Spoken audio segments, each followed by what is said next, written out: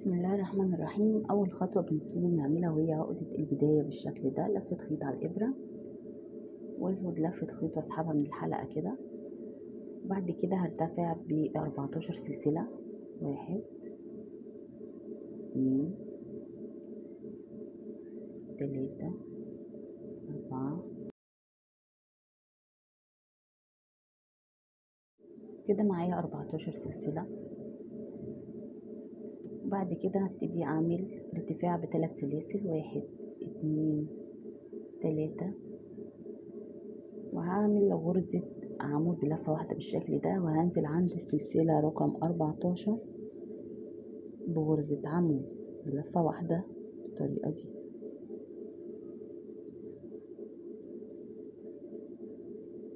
وابتدي اعمل داخل كل حلقة من حلقات السلسلة اللي معايا غرزة عمود بالطريقة دي.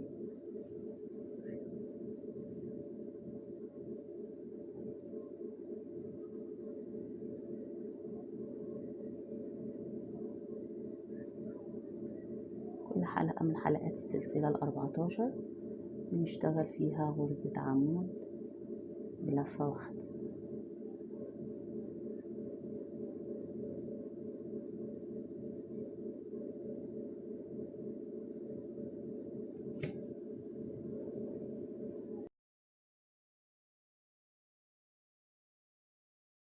دلوقتي انا اشتغلت السلسلة كلها بغرزة العمود داخل كل سلسلة، وعند اللي هي السلسلة اللي في الدوران هنا اللي هي رقم 1 كانت في البداية خالص، بننزل فيها ب3 عواميد بلفة واحدة بالطريقة دي كده. 1 2 بنفس السلسلة، 3 ده بيكون شكله. وابتدي اتجه للجهة التانية من الشغل بتاعي من السلسلة، واشتغل عليها نفس الاعمدة اللي اشتغلناها من الجهة الاولى، لفة خيط على الابرة، ويجي على الجهة التانية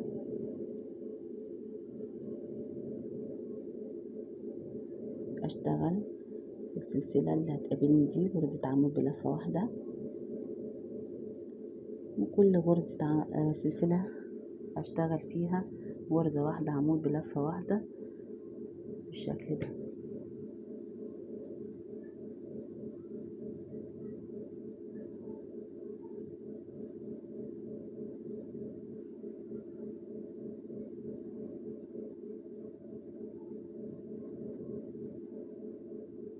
وهكمل كده داخل كل سلسلة من الفرع التاني او الجهة التانية دي عمود واحد بنفس اللي اشتغلناه في الجهة الاولى.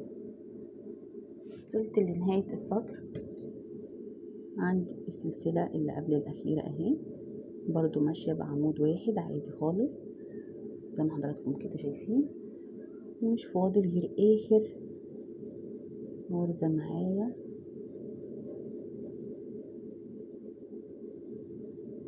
ودي اللي كان فيها الارتفاع اللي ب3 سلاسل وعمود بنفس المكان، هنزل فيها بعمود اللي هي الفرع بتاعها اللي من الجهة اللي احنا شغالين فيها، هنزل فيها كده بعمود، فهيبقى كأنهم 3 أعمدة. يبقى العمود اللي انا نزلته في اخر فرع هو اوريدي اللي احنا كنا طالعين منه ب3 سلاسل وعمود، فمجموعهم بالعمود اللي اشتغلته معاهم ده 3، نفس مجموع ال3 أعمدة اللي اشتغلناهم في الزاوية اللي هي التانية هنا. تمام. وابتدي اقفل عند الارتفاع ل3 سلاسل بمنزلقة بالشكل ده. ابتدي كده الشغل يضم معايا شوية.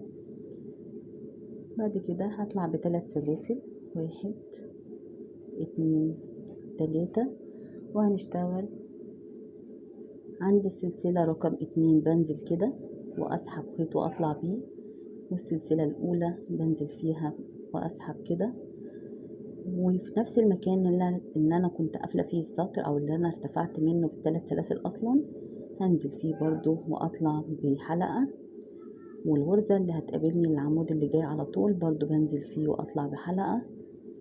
وكده بيبقى مجموع الحلقات اللي معايا 1 2 3 4 5، والعمود اللي بعده يبقى كده 6. ودي اسمها غرزة النجمة، واخد خيط واسحبه منهم كلهم ولفة خيط وبعمل حلقة عليهم كده، يبقى انا قفلتها. وهتتكرر معانا في السطر ده كله. هننزل بنفس المكان اللي قفلنا فيه الحلقة دي، بنعد 1 وعند اخر فرع من النجمة بننزل في الجهة اللي هي الخارجية دي وبنسحب واحدة، بيبقى كده معايا 2. وفي نفس الغرزة اللي هي اتعمل فيها اخر فرع من فروع النجمة بنزل فيها واطلع بحلقة رقم 3، واللي بعدها 4، واللي بعدها 5. وانا كان معايا الحلقة اللي هي اصلا على الابرة دي تعتبر رقم 6، واسحب منهم الحلقات كلهم واقفل عليهم بسلسلة. تاني عشان تبقى اوضح، بننزل في نفس الحلقة اللي عمل بقى النجمة اللي بعدها. اما احنا قفلنا كده خلاص النجمة، بننزل في الحلقة بتاعت قفل النجمة دي واطلع بحلقة 1 والفرع الخارجي للنجمة حلقة 2، والغرزة اللي اصلا طالع منها النجمة الاخيرة دي بننزل فيها بنفس المكان بالحلقة رقم 3، وناخد العمود اللي بعده يبقى الحلقة رقم 4، والعمود اللي بعده الحلقة رقم 5، مع حساب طبعا ان في حلقة على الابرة اصلا، يبقى كده مجموعهم 6 حلقات. لفة خيط وبسحبهم منهم كلهم وبقفل عليهم بالسلسلة. نفس الخطوات اللي هي النجمة وعندي الدوران ودي كانت اخر غرزة معايا، وعندي الارتفاع اللي كان ب3 سلاسل بنزل في السلسلة رقم 3 دي وبقفل بمنزلقة لغلق السطر بالشكل ده كده. نبتدي نشتغل الدور اللي بعده.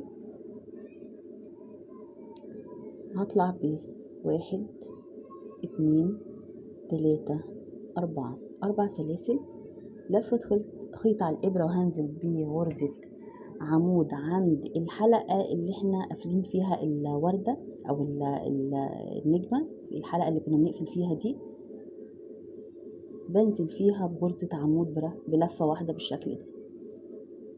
بعد كده بعمل سلسلة لفة خيط وهنزل بعمود عند النجمة اللي بعدها برضو في وسط الحلقة نفسه بالشكل ده كده.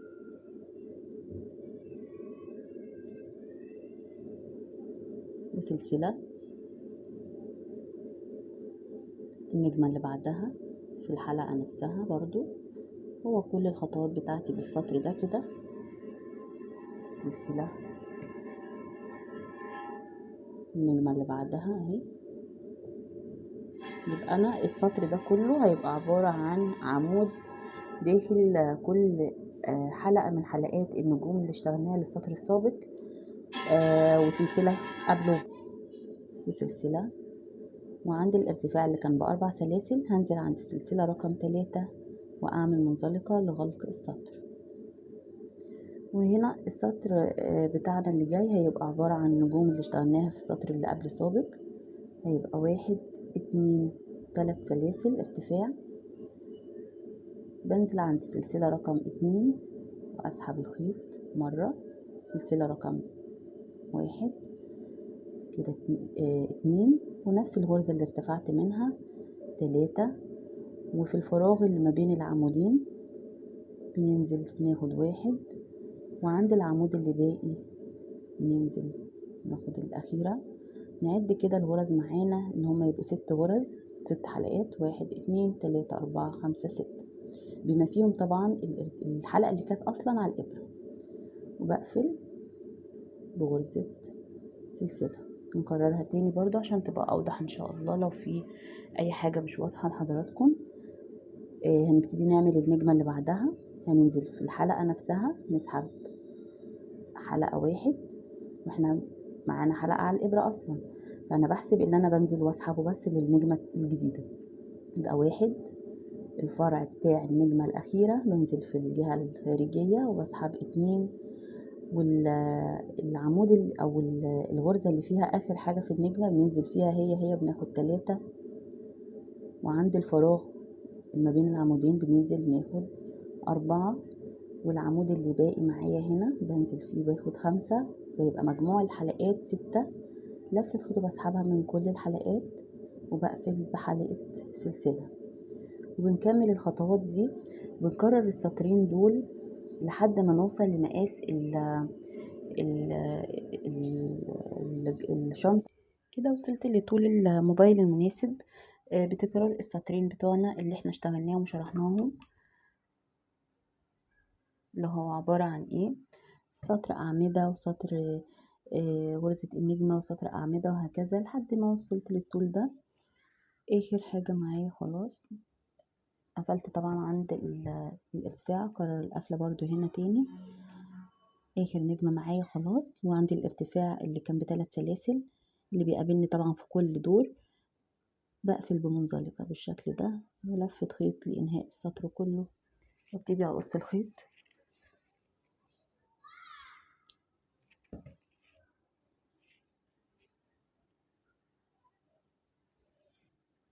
وطبعا بنخفي الخيوط الزيادة دي للداخل كده، يا إما بإبرة تنظيف يا إما بإبرة الكروشيه.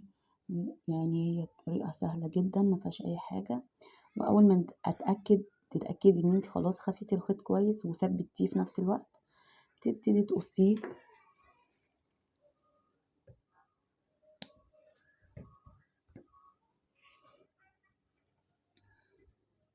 ده بيكون شكلها.